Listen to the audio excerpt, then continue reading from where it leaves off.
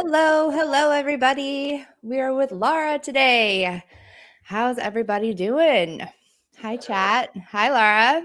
Isn't it interesting how we're like, hi, and then you like waiting and you're like expecting chat to be like, oh, we're good. Like little Yeah. voices coming out. Like, how's it going today? How's it going, everybody? I think it's Thursday. I'm not quite Yes. sure, but I do know it is March 19th today. Of that, I am sure. I am sure of that because And everybody, why are you yeah, so sure? today is my mother's birthday. And I'm not going to tell you My how. mother's birthday too. Isn't that wild? Laura, my mom, I haven't spoken to her. I think, I was trying to think, 8 years, I don't think, since I've spoken to her because of Scientology disconnection. And That's about the same amount. Yeah, about 8 years since for I've you, been declared. So obviously same boat. my mom was not talking to me at least a good year before I actually got declared. Gosh. Um, did How you did how did your thing go about? Like when my ending uh, relationship? or like how did you know when did you know that it was going to be the last time you spoke or saw your mom when it was the last time? Oh gosh. No, I thought it was gonna be the last time for like 2 years. I just kept feeling that way, and I actually started having panic attacks knowing for the first time in my life, knowing that at some point in the near future, I was gonna be completely cut off from everybody. But it took a while, and then I think I emailed her, like, maybe 4 years ago, some happy merry Christmas or, like, something, and I never heard back.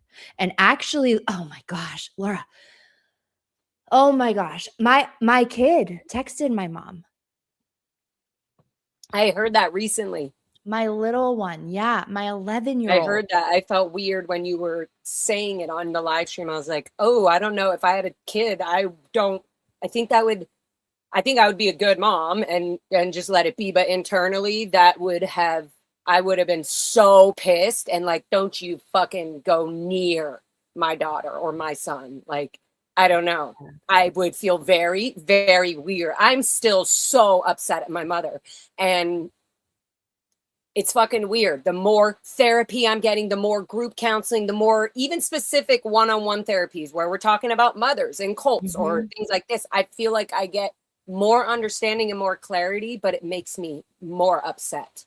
It almost Yeah. makes me more like I love my mother for how she is, who she is, Mhm. and she has no idea what that is. She doesn't know what the actual love I have, even though I'm so pissed and so heartbroken by her as a Mhm. mother. Um, I just think that I'm learning to love her in ways that I've never, ever loved anybody, let alone my own family. And so it makes it even harder. Like, I feel like sometimes I'm trying to just let myself be on this day and I know that my mom has thought about me. I just know that a mother thinks about their kids on their birthday, who they've given birth to. Mhm. And I know she thinks about me on my birthday. There's just no way. And Mhm. so I don't know. I feel it's super hard. It's super hard because I feel hopeless. At the same time, I feel like I'm learning to understand and love my mom where she's at more than I've ever been. But I also feel like she has no concept of that. She has no concept um, of what love is like.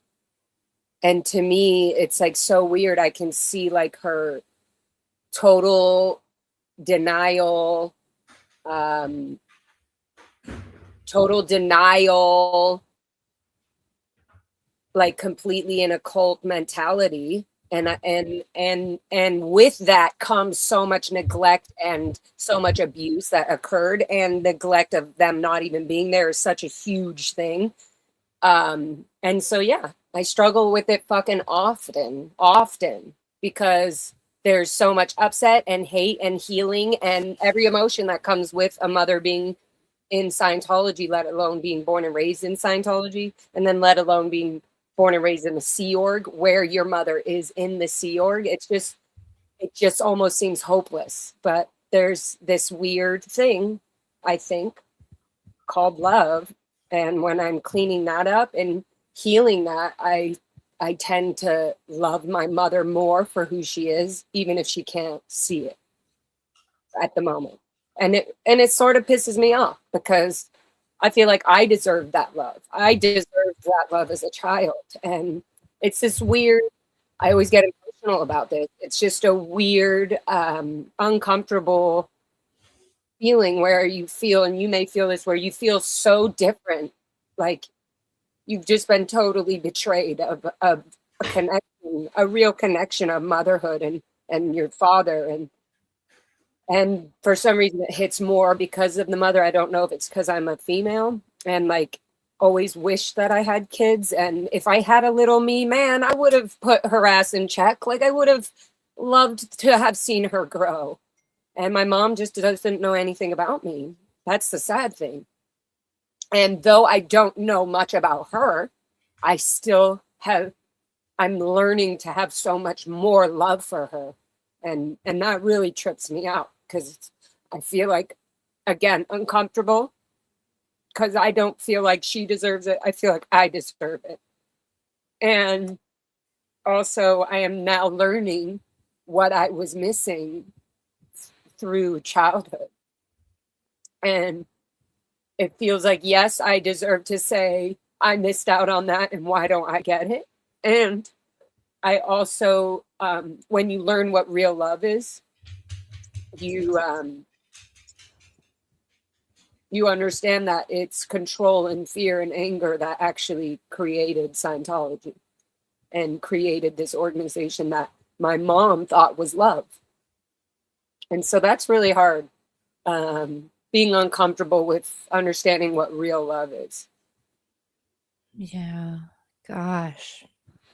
Love is not talked about in Scientology really ever, except with that signature at the end of every communication, the ML, much love, Much love, which is a weird so thing for a gross. I corporate hate that word. environment. Yeah. I hate that word when I see it anywhere. I'm like, Right. ugh, don't I say know. that. So what was the straw that broke the camel's back? Is that the expression when it came to your Oh my mom? God, it was so many things. I realize now it was so many little things that I was trying to tell my mom. And it was weird. It was really always my mom. It was like my dad or my mom. Like I was like, well, if I just tell my mom, then she can communicate it to my dad and the family. If my mom will approve of this, then Mhm. everything is fine. Mhm. And that's kind of how it is because I'm sure some people watching already know this.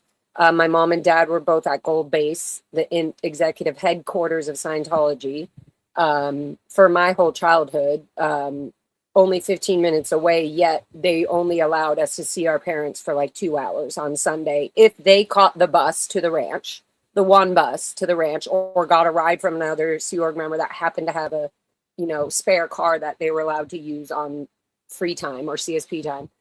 So the connection of my mom was always mental. It was always like a deep fantasy, like that my mom just loves me no matter what, like so much love.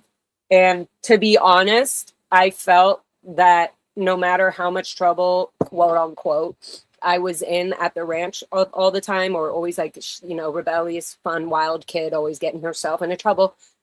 I felt that my mom always kind of was easy on me when she did find out, that I blew or that I stole money, quarters from the adults, or that I was stealing from the canteen, or, things like that. There was this weird connection of some sort of love or understanding that she somehow gave to me, and she made me feel not as evil as everybody else was saying I was. And I always thought that that's love, that only my mom can have that ability. So there was this weird time that happened at the Ant Ranch when I was being spanked so much. And my mom came on Sunday morning, and I basically had a panic attack and I couldn't breathe. And she was like, "What's happening?" And so she pulls me to go do a locational to talk about it, because she's like, "Okay, first of all, you can't even breathe right now, so let's do a locational." And I thought that there would be this love, like, okay, I got to tell my mom about everything that's been happening these past 2 weeks. And it just turned into that fear of, is my mom going to be able to help me through this? Is that love still going to be there? And then it wasn't. She came back into the dorm, long story short, and basically showed me the reference from L. Ron Hubbard that said that the governess may spank or discipline the children how he or she sees fit or whatever. But I could tell that this is like a weird thing. I could tell right then that she had lost that love, that she no longer, that even though sometimes the love was control, she no longer had the ability to give it to me. It was out of her hand. She couldn't protect you.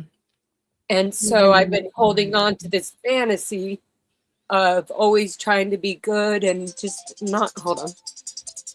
Oh my goodness. Yeah, just to not like piss her off or to make things difficult, because I always felt that she put up with me in so many ways. Same with my dad, but that they put up with me in so many ways when I was being out ethics at the Ant Ranch, And so I never wanted to disappoint them. There were also parents at Gold Base, which is the executive headquarters, which is also another weight on a child's shoulder. You're not allowed to call. You're not allowed to write them and say, "I had an upset." You're not even allowed to use Scientology language to explain that you are upset about somebody. It's supposed to already be handled so it doesn't go on the parents' lines. So long story longer, I realized that the first song I had joined a band. I'd left the Sea Org and all this, and then I joined a band with some members that were still connected to or still had family members in Scientology. And so that felt safe because it was such a non-Scientology band and the music was like wild party music. And we were just writing random freaking fun ass lyrics and we didn't give a shit. It was really fun. And so that started showing me the world. And I always remembered how hard it was to be able to talk to my mom or my dad about this forced Scientology idea. Like, I'm like starting to find out that I'm really not interested in going on course. Like, I don't want to pay my freeloader bill and do all that. Like, I was annoyed when I had come back to LA after a tour. And my dad was like, "Oh, good, you're back. When can?" And I was kind of like, why am I annoyed to see my dad? Like, why am I annoyed that it's only Sunday? He only gets Sunday, and it's only got to be between these times. And I wasn't excited to see him. I wanted to just be on tour and back in my art world. So long story longer, why I'm bringing all this up is music was such a fucking like angel dust, always sprinkling some sort of motivation and like love and light into my life. And later I found out like my grandma was a tap dancer and a singer, and my other grandma loves painting and would paint fucking everything. And so I know there's a lot that I don't know about my own mother. And not only that, but my mom also hid a bunch of her ballet pictures and her old life outside of before she was a Scientologist. She never wanted me to see these pictures. Another thing happened during this time. This movie Black Swan came out, and I was just in music, and I had done this. I did this music video, one of the first solo music videos that I did with my own music, and I did it with the singer of Flock of Seagulls, Mike Score. He like produced it with me, and I just felt like so cool. Like, I don't know. That is and cool. then Yeah, and the video, I don't know, it would be cool if we could share a little bit of it. But I'm not good at this savvy stuff unless I'm all set up, which I'm not. But the video is literally about a ballet dancer who I'm singing in my head. It's her, but it's when my mother was a ballet dancer when she was younger. It looked literally, I met this chick at a club when I was partying and going out. And this chick, I was like, oh my God, you look like my mom when she was a ballet dancer. And she was like, I am a ballet dancer. And it was like this whole thing. And I was like, no way. Do you want to be in my video? I need a lead to be her. And she was like, oh my God, that's a big role, but okay. And I was like, no, it's not. It's like, yeah. So she ended up being in it, and it was like a whole thing. We filmed the whole music video on New Year's Day, the day before New Year's of that. Like, it was just, my friends were there. They had a whole studio that their family owns in Burbank. And because there's nobody doing TV during, the holidays and all that, they were like, okay, well, the whole warehouse is going to be empty. So we went in there, this amazing studio, got a red cam, freaking, what's his name was on rollerblades, like film. It was really freaking amazing. We built the walls. I built the duct tape. I built all the art pieces, everything in this video. And this video is about how afraid I am to tell my mom that it seems like Scientology has taken away her whole life. And that I'm like, you're doing this to me now. You're trying to control me now. And I write in there, you got me now. I'm here with nothing else. I'm lost in my head. I cannot help but repeat the ways you kept me all to yourself. And then I say, just do what's best for you. Like, and then I say, it's not over until it's over. And that's when I say it's done, not when you say it's done. And I was just doing this, and I was so afraid. I swear to God, I never thought my mom would see this movie or this film. And I didn't realize, like, oh, music videos go out. They go on the YouTubes. They go out. Like, I just thought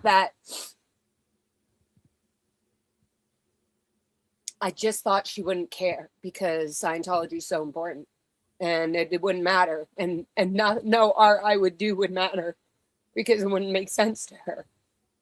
But she saw it, and I guess she had some big conversation with my dad. And then by the time I finally spoke to her, she was like, it's the most amazing thing, most amazing art piece you've done yet. Like, she didn't even get into what the story was about, nothing. That's all her acknowledgement was it's the best thing you've done yet. I'm like, but I haven't done anything else. I've only done the Little Red Radio music video. Like, anyway. So the buildup of all this, long story longer, is that my fear, being able to do that music video and say how I felt, and that being her reaction, she didn't realize gave me so much power, because I realized, oh my God, I could just say whatever I want in a song. And I don't have to actually say I'm talking about her. Because when I released the music video, a lot of people thought it was like a lesbian video that I was singing to some like ballet dancer and that I had this crush on. And I was like, cool, I don't care. Like, whatever. The idea is a heartbroken, like, dancer, and this idea of like, I'm not going to allow this to happen to me. And is it on your channel? Can we watch it? Yeah. And it was like, I did this almost like 15 years ago. And so I always go back to that. I feel the same way today. Is like, mother, this video was showing you how upset and why and how hurt and crazy as a child I was, like how literally suppressed I was. Right. What's the name of it? You Got Me Now. Okay. Anyway, so complicated. Once I realized I could make music and do music as a outlet to communicate my feelings and how I was feeling as a child, that was so helpful. And so what shook me, what was my last straw, was realizing that eventually my parents were going to not like me anymore.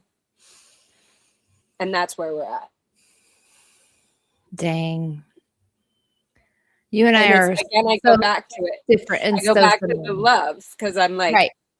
I'm like, I've learned to understand where my mom's at. Completely denial, brainwashed, completely programmed, hypnotized, elderly, abused woman. Like,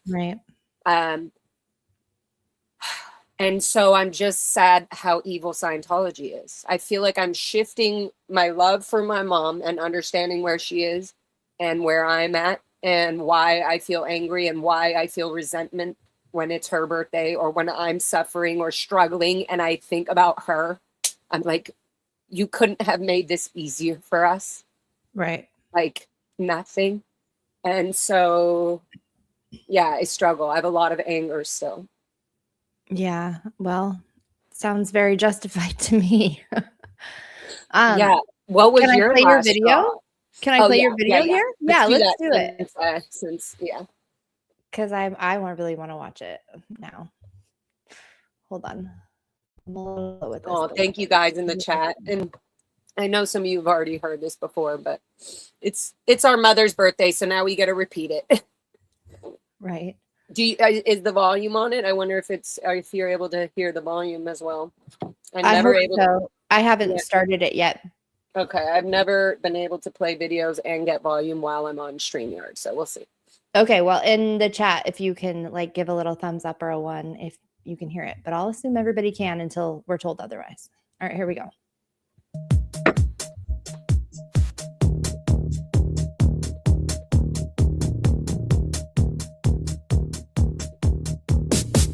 Starving for your help, you think you could loan an out. Whoa, I'm feeling desperate now. I'll give you everything I've got, everything.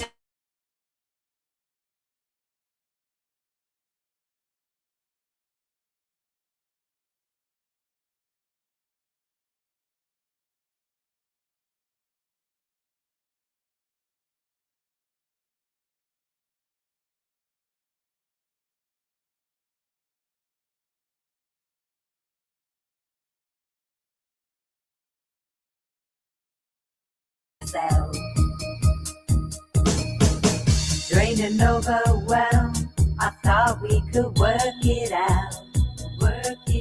Whoa, controlling me on my ground. I gave up everything They're saying that there's no sound now. Is that still? It's back. Okay, sorry guys. And that's when you took your shot. Whoa, the time is running out. I can't wait to see what you're like. You got me now, I'm here with nothing else. Lost in my head, I cannot help but repeat the ways you kept me all to yourself.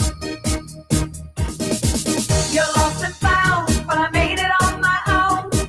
Just wanted to let you know in case you have to leave me like you did before. Just do what's best for you. The crowd is loud, I can't make or hear my own decision. Whoa, so I'll leave now in hopes to get out of all this confusion. It's quiet out, I had a few moments on my own. Whoa, to see your dark side and see your real intention. You got me now, I'm here with nothing else. Lost in my head, I cannot help but repeat the ways you kept me all to yourself. You're lost and found, but I made it on my own. Just wanted to let you know in case you have to leave me like you did before. Just do what's best for you.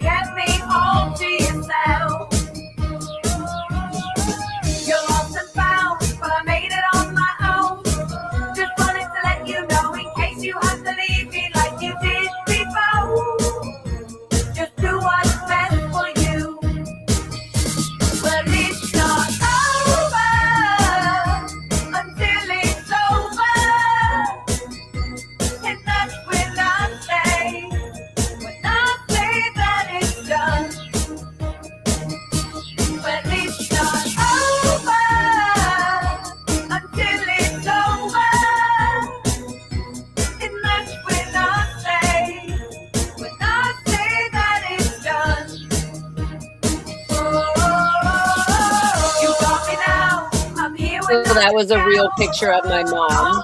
And all those pictures around me on the floor are all her ballet dancing pictures. And so I made copies, so I was able to rip one. Like, you just ripped your life away. And you're not going to do it to me. I made it on my own. I got out of the field. Just do what's best for you.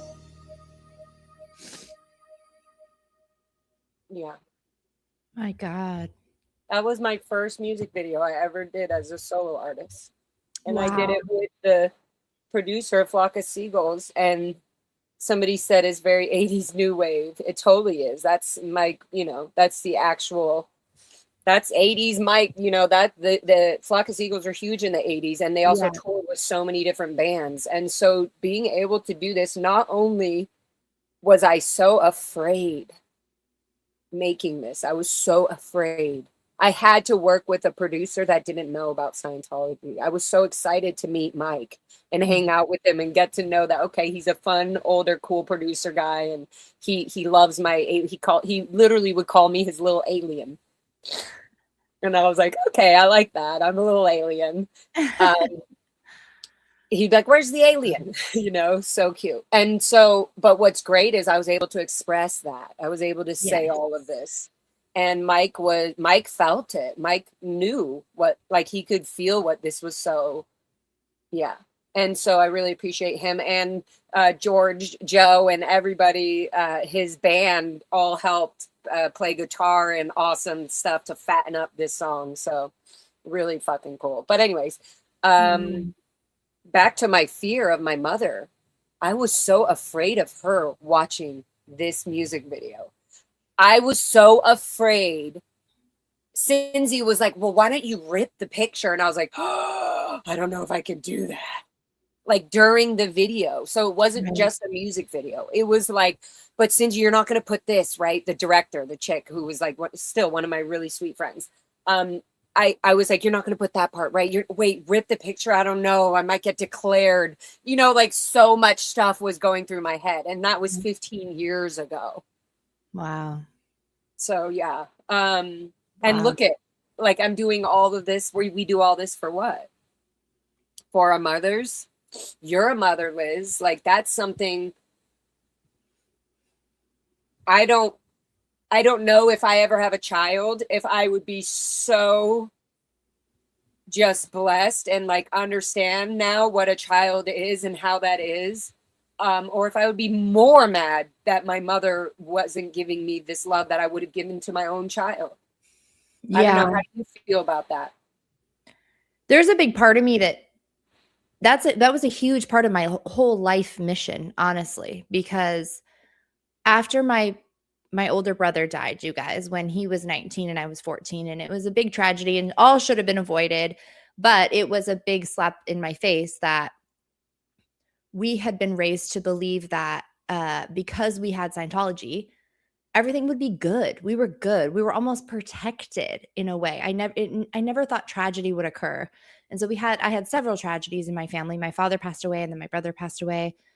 And people were dropping like flies. Do you remember, Lara? Like our friends, people we grew up with, like people were getting substance abuse and passing away and ODing. People were unaliving themselves and harming themselves. I mean, I felt like for a while there, from around 13 to 18 years old, I heard of 5 to 6 people a year who just, I don't know, couldn't deal with it.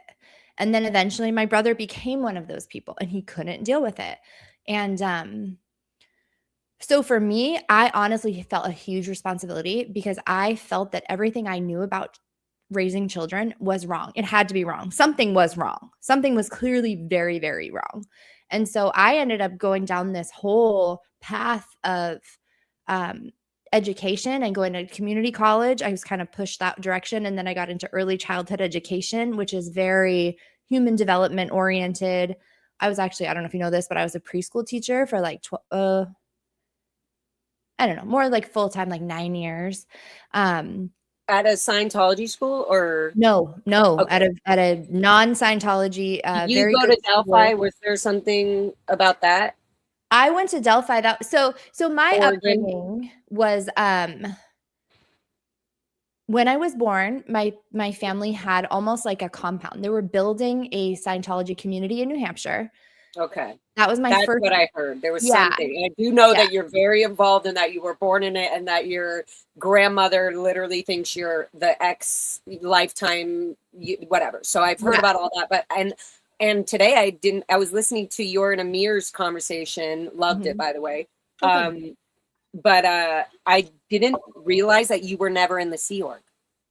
No, I've never been in And this. then I was like, wait, I remember her a while ago saying something about LSD and the whole marijuana. And I was like, oh, that's why, but that's a huge thing. I like now that I was listening to that literally on the way to the desert. And I was like, wow, Liz was never in the Sea Org, but you were I remember you, and you probably didn't know who the fuck I was. I remember the Liz Gales, that like everybody. I remembered all the famous, well-known Scientologists, and it didn't matter. Everybody in the Sea Org knew who they were. If you were at Flag, you knew who the Cummins were. You knew who all these big donators are, and not only donators, most of the time donators, but they also are huge Scientologist like members, volunteer ministers, OT8s. They're all they're field staff members where they're actually making more money somewhere from Scientology on the side, or they have business with Scientology.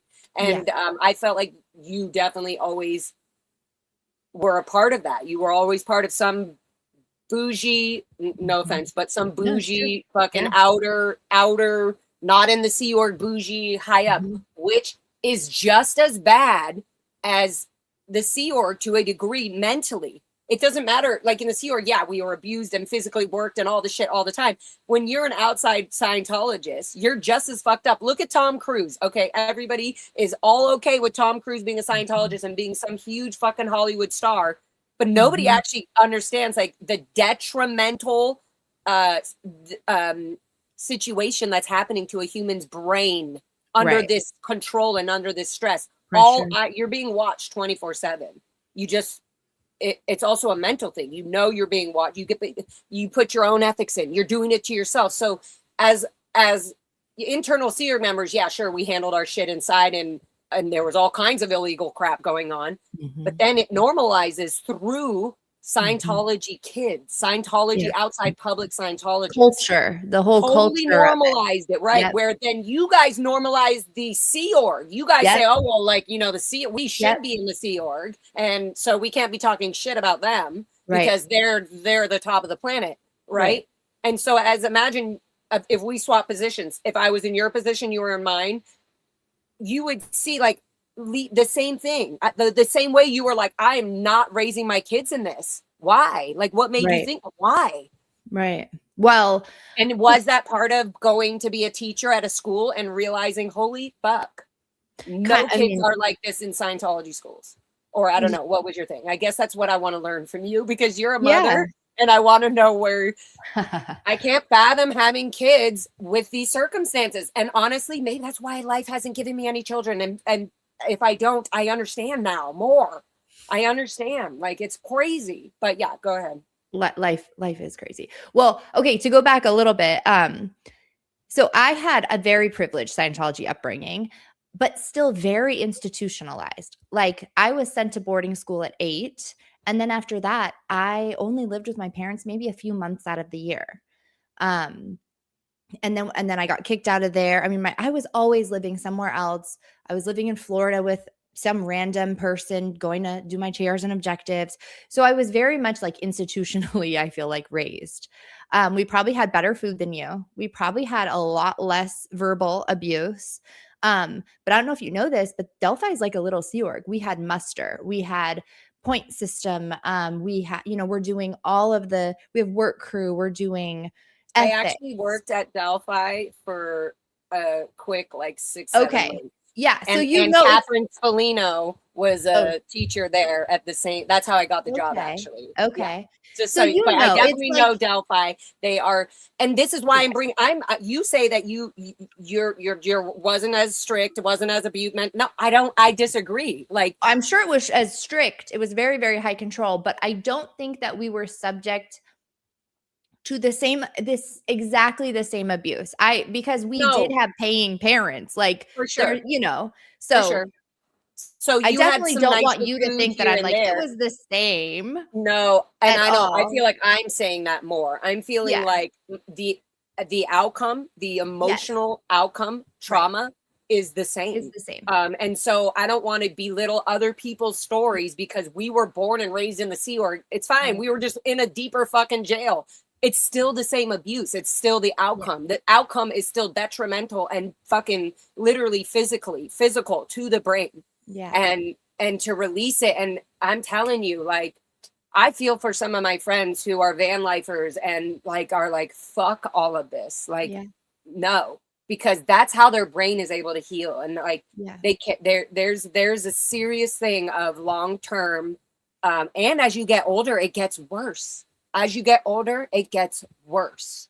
Being able to cope with things, not understanding things sexually, it just gets worse and worse. So it's like having to clean it up. I have to clean it up. I have to make it make sense to me so that when I'm feeling and learning and growing more, it's not getting worse, it's getting better. I'm learning and I'm getting more, but I'm also, it's very fucking tricky. Yeah. Do you and I like almost didn't even want to do this live stream. I almost wasn't gonna, I was gonna do one by myself and just send a message to my mom and be like, who the fuck are you? Wake up.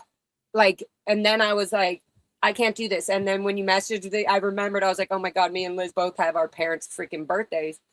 And I was like, I think it is a meant to be thing because you have kids. And I don't know if I would have jumped on any other stream with somebody else who has kids that wasn't raised in this similarity thing and who doesn't have their mom still involved deeply in Scientology.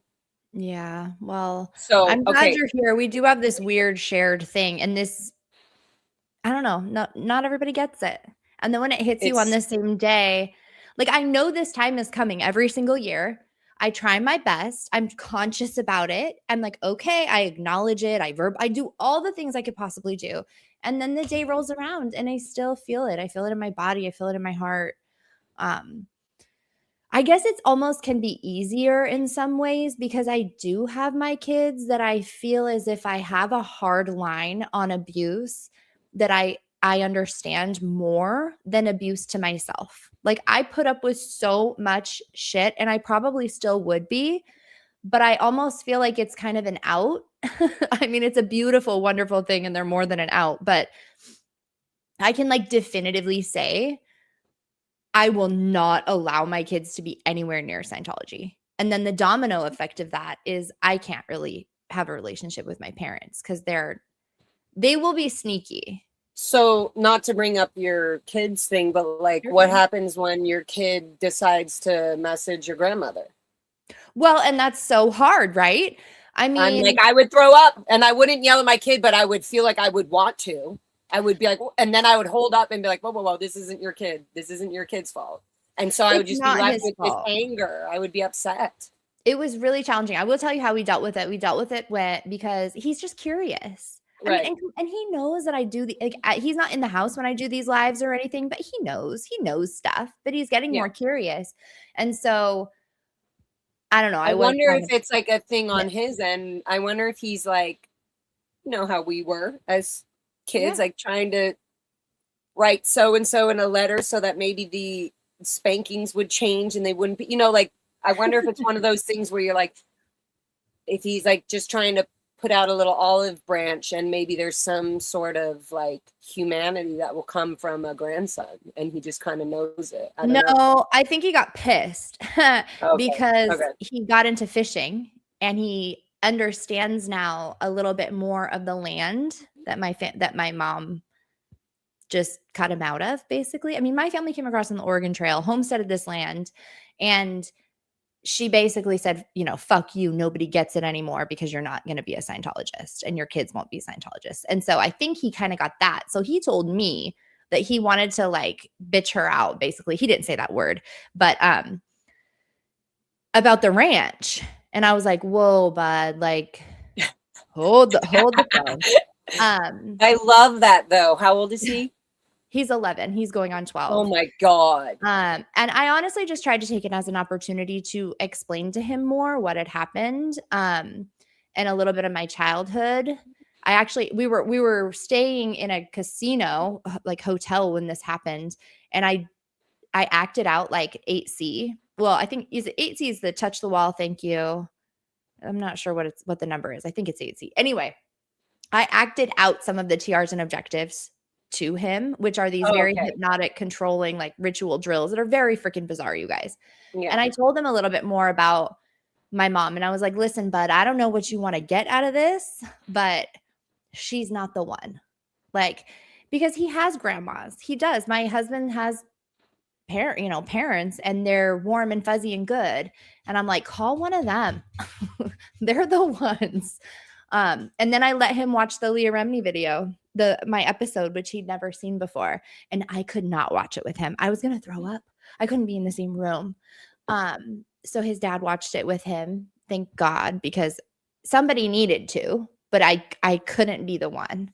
And he was just kind of like, man, that sucks. I'm sorry that all that happened. I don't know. It's weird. I don't know what to do. It's so complicated, and I just say to him, like, your grandma, she chose Scientology. Her belief system is very, very set into Scientology, and it's her value system puts Scientology at the top. And it's nothing to do with you. It is nothing to do with anything that you've done wrong or anything like that. I will take all the heat for that. Every single responsibility you can put onto my shoulders. But I have wondered, like, they sold the property for a ton of money. And like, did she save anything for my kids? I know that's kind of selfish or weird to think about, but I'm just kind of like, really? You really just cut them out cold-hearted like that because of me? You're going to ditch your own genetics. You had 2 children, lady. One died. One gave birth to 2 children. That's it. That's all you've got. And you're just going to cut them out like that? Okay. It pisses me off. I feel that way about my brother. And I don't talk to my brother right now. He's literally fucking a complete mess. He's a complete mess. Ugh. And I feel like, I'm sorry. Okay, fine, mom and dad. Hate me. Right. What's your excuse for Colleen and Jarrett? Especially Jarrett, your oldest first son. What about him? Where's your fucking responsibility? Right. Like, you see, this is where my anger goes. Right. No, here. I get it too. Let's not talk about me. Let's talk about fucking you, mom. Let's talk about you and dad, father Phil Anderson.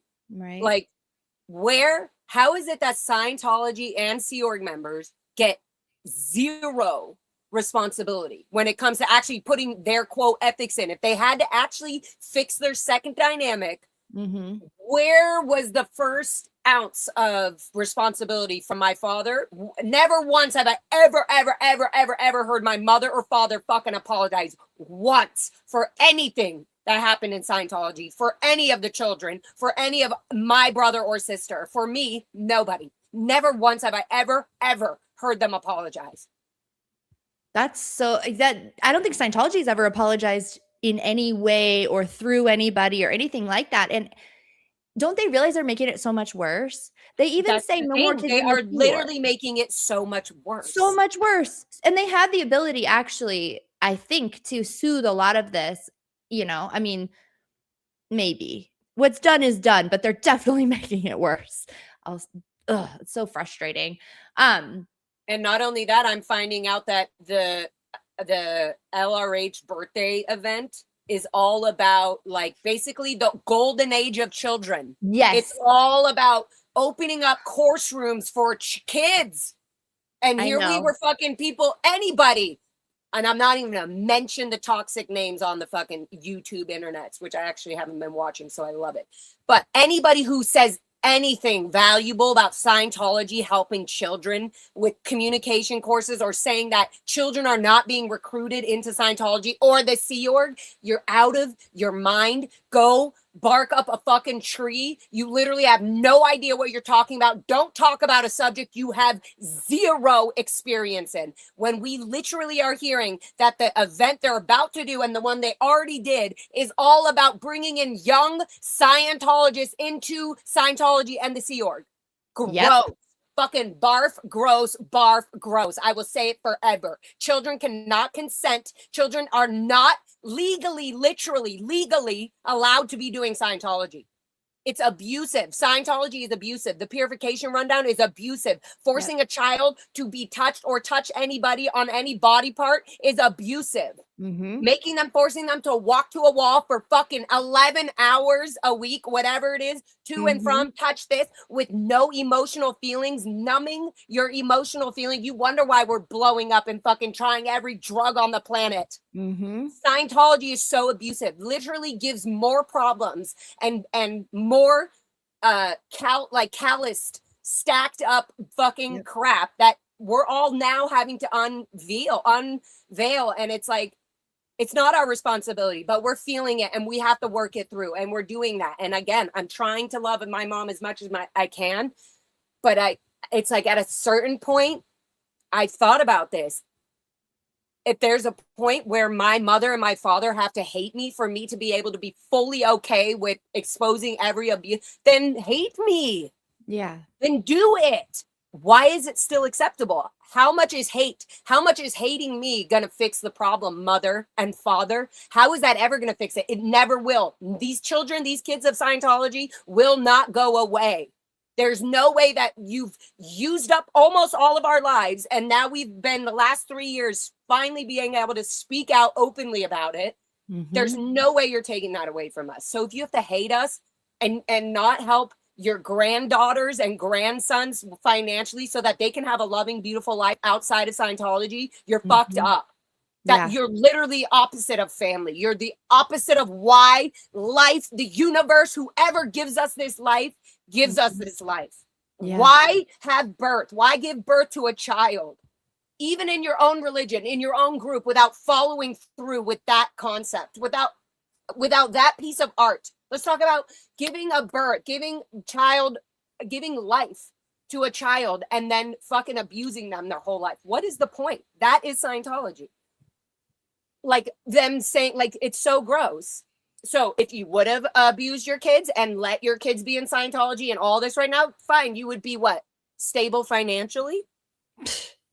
I don't know. So gross. I would have had to sell a little bit of my soul to the devil, is the way I see it, in order to, but I don't know about you. I got to the point where, as much as I do love my mother and I can write off a lot of the things that she has done, if she would just be willing to take the slightest ounce of understanding and responsibility about how damaging some of it was, but she's never done that. She's never been willing to. I eventually, honestly, just gave up on the idea. I'm like, this is an old woman. She's getting older every day. She was raised in, even if you're not raised in Scientology, she gave all of her adult life energy to Scientology, and all of her money, all of her time, all of her everything, abandoned her children, part of my brother's death. And then, when did your brother pass away, by the way? How long ago? 98, a long time ago. It's not a long time ago. That's just so crazy that people did that all the time. And these are the people that unalive themselves that fully did it. There are so many people in the Sea Org still right now today that have literally tried to unalive themselves multiple times and are just being held in the Sea Org to stay longer. So it's not that they don't want to. They're being tortured on a daily basis. People still want to unalive themselves. And I don't mean to make that short. It's just the day, how it was done and everything. And then it's just like forgotten about. Yeah. No. Like, I mean, it's definitely not forgotten about on my end. And, my brother is still it's around. Not forgotten about. Right. In a weird way. He still has a life, his life still has a story, which I find fascinating. And it's still growing. People are still learning about him.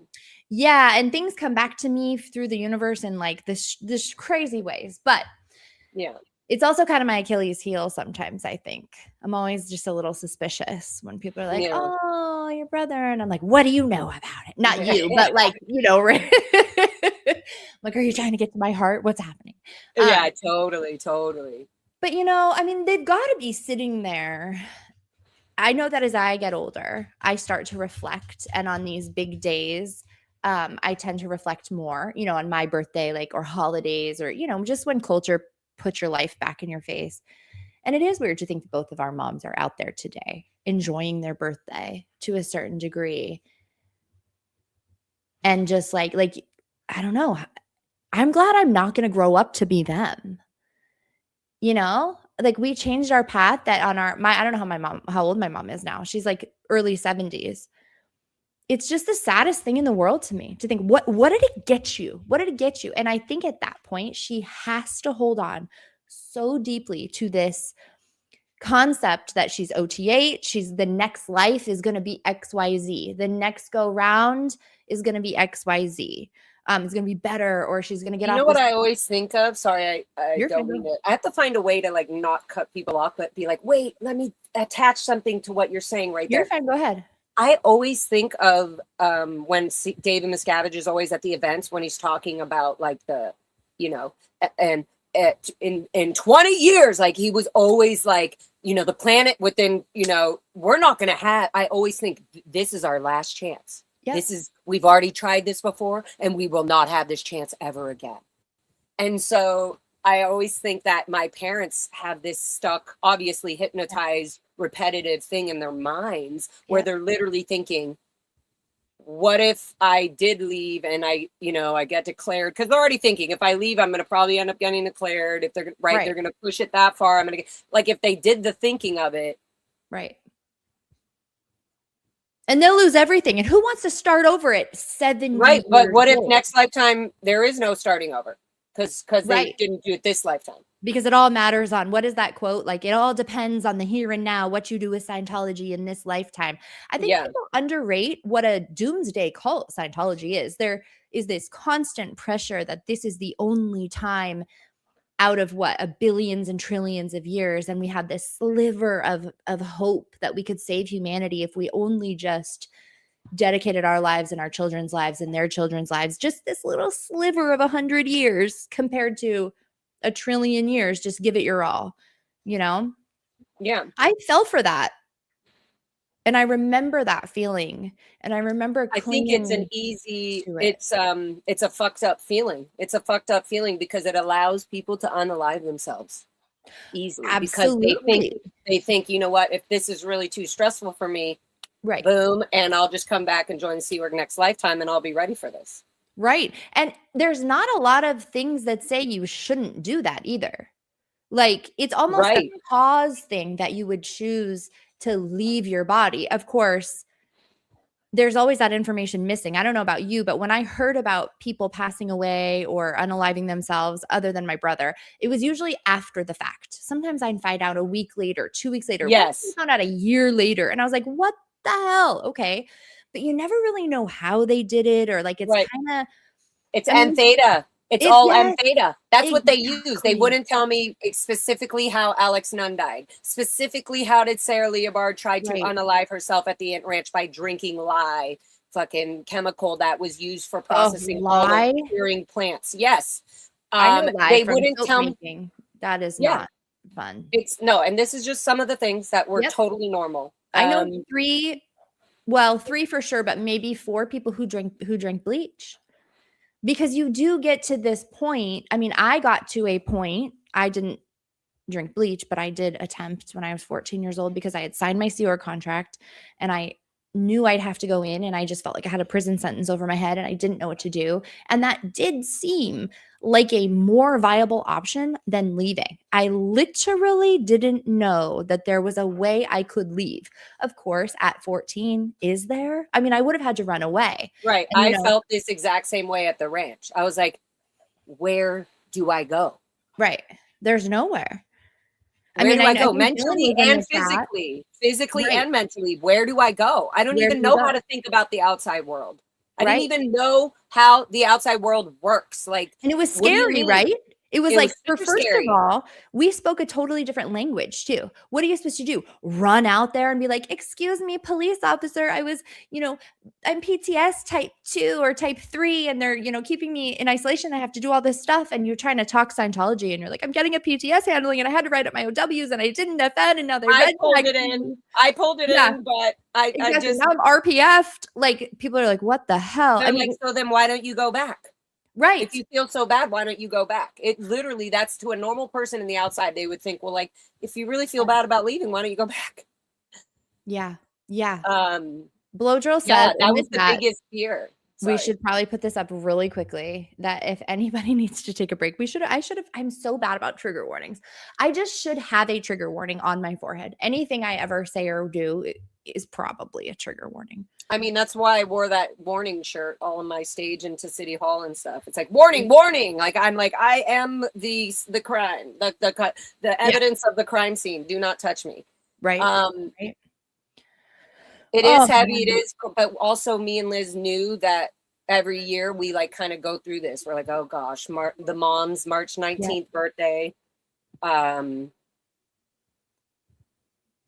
there's a lot of trained behavior in our community and in our own families, and I mean that in real, like my family that I don't talk to anymore or whatever, or they don't speak to me. There's even unhealed habits and things of how we're supposed to fix or handle each other.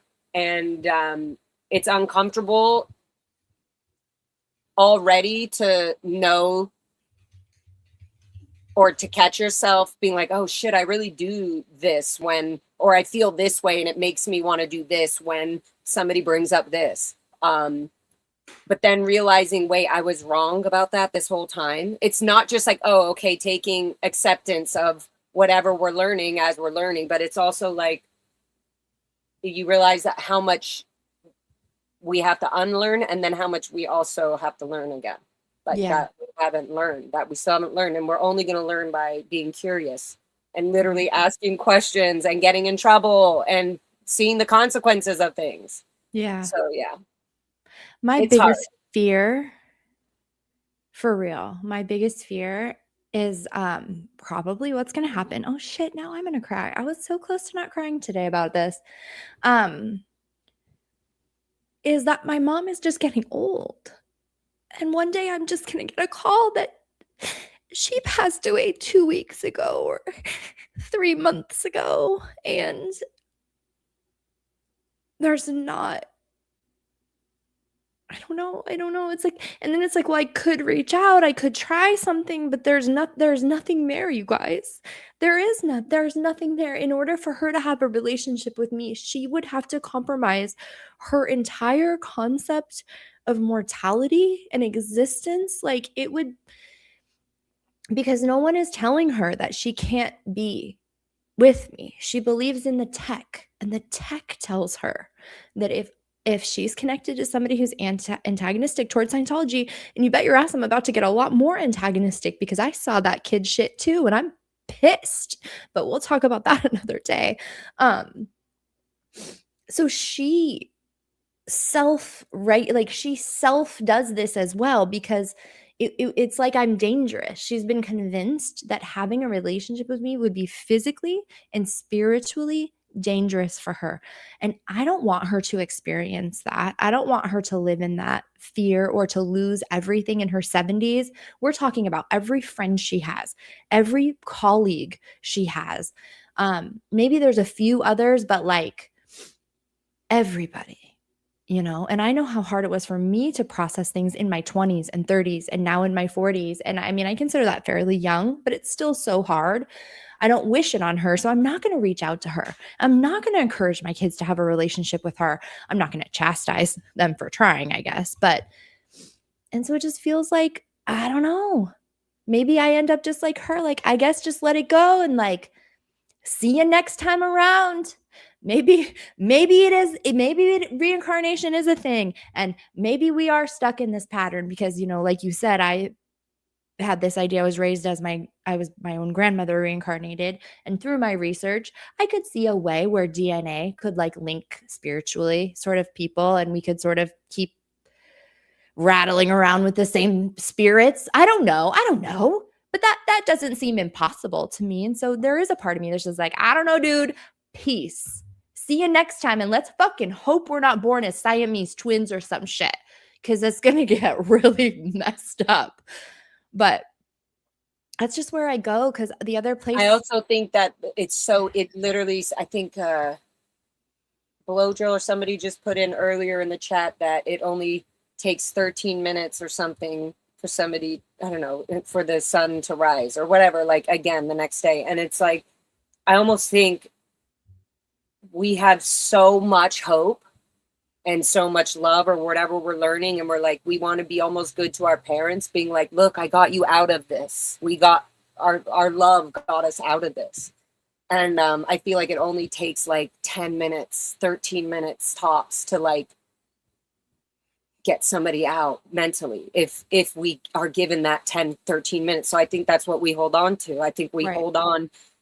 And I have the biggest fear. One of my biggest fears too is getting that call. And there's no reason that we wouldn't.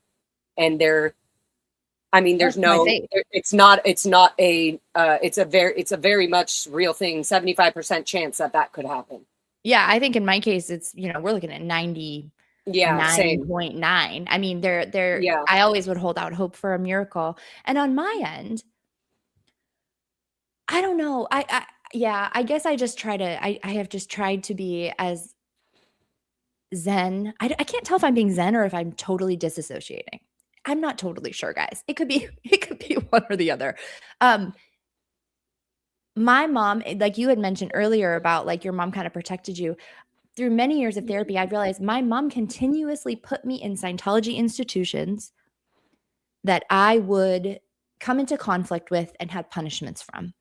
And then about 30% of those, she would swoop in. She would say, no, here's the right tech, and kind of save me some heartache. And so I used to look up to her so much that, gosh, she was a hero figure in my life. But now that I've kind of realized more, well, she was the one who put me in those situations in the first place. And then she would swoop in like a hero, which is far more sinister. And it just makes me feel weird to like, do I even owe her anything? Do I even owe her like this? I ask myself, I literally try. Why do I give a shit? I don't want to be selfish. I love being not selfish. I love fucking helping other people. I love love. I love it. And so like, I go back to that all the time. I'm like, Mom, what do I need to apologize for? Right. Please let me see the light. What do I need to apologize for? Yeah.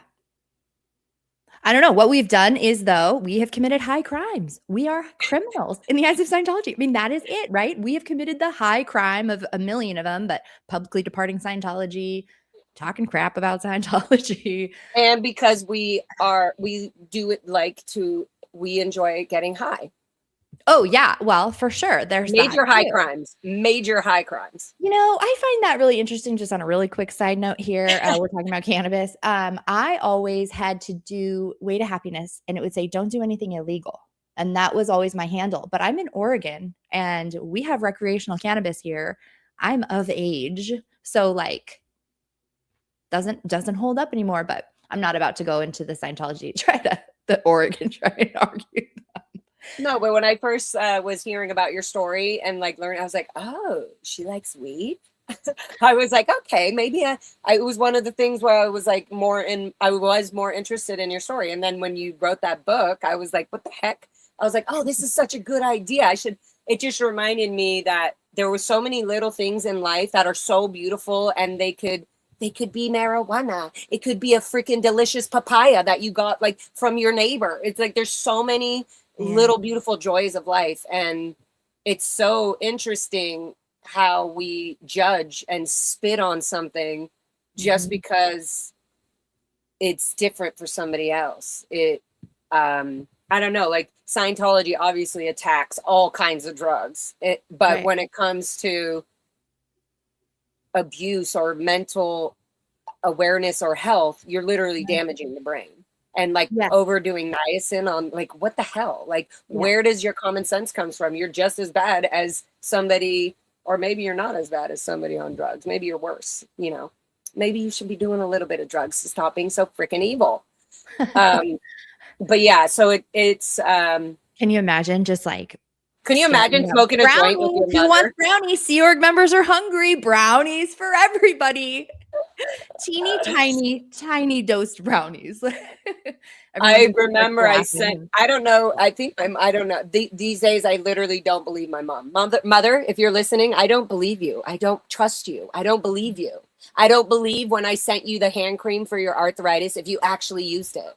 I don't believe you. I think you were like, oh, this has some drugs in it, threw it away. I don't believe your love because you don't know your love, mother. You don't know how loving you can be. And I feel I feel like the last time my mother felt so loving was not at Gold Base, was probably at Canada Org, you know, Right. where she was out, where she was just, you know, not under the control of David Miscavige. And when you're under the control of David Miscavige for so long, literally, like my mom does the events for the videos that line up to David Miscavige's speech for all these events. So, and more, she does like whatever needs to be edited and this, pull this from the, record all of the N theta and send it to RTC. Like she has to do all this without even watching it herself. So pretty pathetic, mother. Somebody who literally has to edit and do this as a job, a indentured servant job for 50 plus years now. Can't even listen, can't watch, can't even edit her own videos, let alone, hey, mama, you could help me. You could teach me some editing. I would absolutely learn from you. If you want to teach me something, I'm down. But like, where's your life? Again, we go, where's your life? Mom, are you just, am I going to get a call 3 months, 2 months after? Is your son or your family member saying 3 more minutes, Liz, 3 more minutes? No, but my husband did just get back from Oh, cute. where he was. Oh, you were giving him the cute, like, hi. I haven't kissed him in 2.5 days. That was cute. I was like, oh, was that a cute little? Anyway, so yeah, I feel I'm right there with you. It's not comfortable. Yeah. I mean, Heber Gents just was just announced that he passed away, and me, Audit, Ashley, there was a bunch of us doing research trying to figure out if Heber Gents was actually in Glendale, what it did. And I was like, what if he's already dead? This was 2 months ago. I said this to Ashley and Audit LA. I literally said, what if Heber Gents is already dead and they just haven't put it out? I say, otherwise he would be like 90 something years old, right? Yeah. 2 months later, we found out he was already dead 3 months ago. Yeah. And can you imagine being an old person in there? At some point, when you can't make products, like you can't do statistics, they're probably encouraging you to like drop your body. You know? I mean, what? Drop the body, yeah. Okay, well, we should wrap up here so I can kiss my husband. But I'm feeling a little Pollyanna. I'm feeling a little like, let's turn this shit pile into a flower pile. Me too. I just really wanted to say I had on this day, I have to be aware with myself. I tell myself, hey, let people around you know you're a little sensitive. This isn't a day to make any fucking jokes or, you know, it's just not. It's not a day. This is not a day to make jokes. Don't make a fucking joke, you joker integrator. Yeah, but like even like when the van was just dumb little things where I'm like, oh, I could really use a mother hug right now. And I won't get that. And I know there's a lot of people in the chat that love us, and I love you all too. To hug you, yeah. But I'm here, Liz. Everybody hug right now yourself like this and squeeze really hard so that Lara feels it. Everybody. So I'm going to take it easy. I want you to take it easy too. But I'm glad that we were able to just be uncomfortable together. Yeah, me too. I feel like I wasn't sure when I texted you. I thought it was a little weird. I was like, hey, remember how our disconnected moms have the same birthday? Want to grieve about it, essentially. So thank you for being here for me today. I feel, honestly, I feel less alone. Yeah. So I appreciate that very, very much. Thanks. I do too. Yeah. And thank you for remembering me when you were also having a difficult day as well. And we knew this yesterday. So, and to all you moms and everybody out there, we know how you fucking feel. If you're not with your mother and you've had these issues, and it doesn't even have to be Scientology. No. If you've had these issues, we're with you and we love you and we understand, and you're not alone, because we all have these moments of uncomfortability. And Absolutely. so, yeah. And look at our timing is 1:11. Oh, okay. Well, let's get out of here And before we can stop at 11 exact seconds. Okay. Here we go. Okay, bye everybody. Wait, 1, 2, 3, go. Oh, it blew it. It kept going. I totally blew it, guys. She knows herself, she finds her way. Through art and joy, she shapes each day, crafting beauty from the past.